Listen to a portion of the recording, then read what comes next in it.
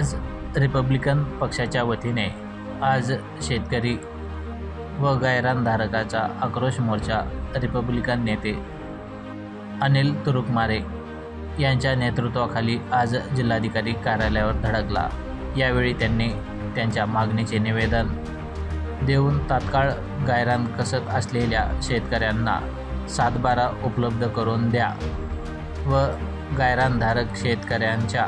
7/12 वरील पोट खराब हा शब्द काढून त्यांना खरीप व रब्बी पीक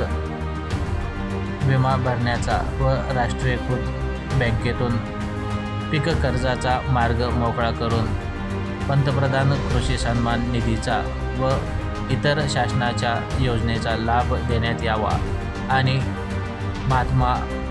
फुले महामंडळ, अण्णाभाऊ साठे महामंडळ, संत रोहिदास चर्मकार महामंडळ, वसंतराव नाईक महामंडळ व अपंग महामंडळाला तात्काळ निधी उपलब्ध करून देऊन प्रस्ताव दाखल केलेल्या लाभार्थ्यांचे प्रस्ताव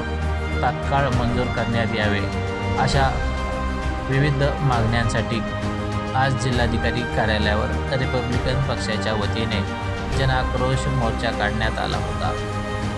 यावेळी रिपब्लिकन पक्षाचे नेते मराठवाडा अध्यक्ष अनिल तुरुकमारे यांनी मार्गदर्शन केले।